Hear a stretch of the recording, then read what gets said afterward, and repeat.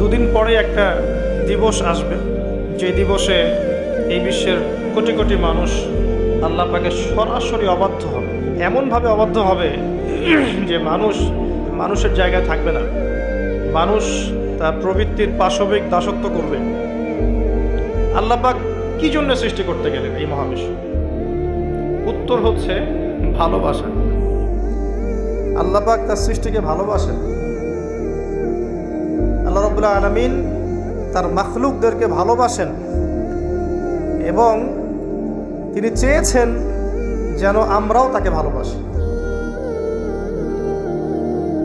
আল্লাহ রাব্বুল আলামিন চেয়েছেন যে আমরাও যেন তাকে ভালোবাসি।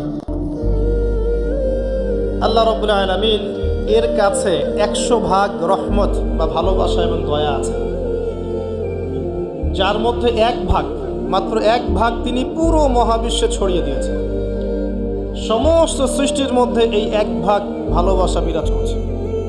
এই 1 ভাগের মধ্যে আছে বাবা মায়ের প্রতি ভালোবাসা, স্ত্রী সন্তানের প্রতি ভালোবাসা, আমাদের বাচ্চা কাচ্চাদের প্রতি ভালোবাসা, আত্মীয়তার হক, প্রতিবেশীর হক, দেশকে ভালোবাসা, আবেগ অনুভূতি সব এই 1 ভাগের মধ্যে আছে।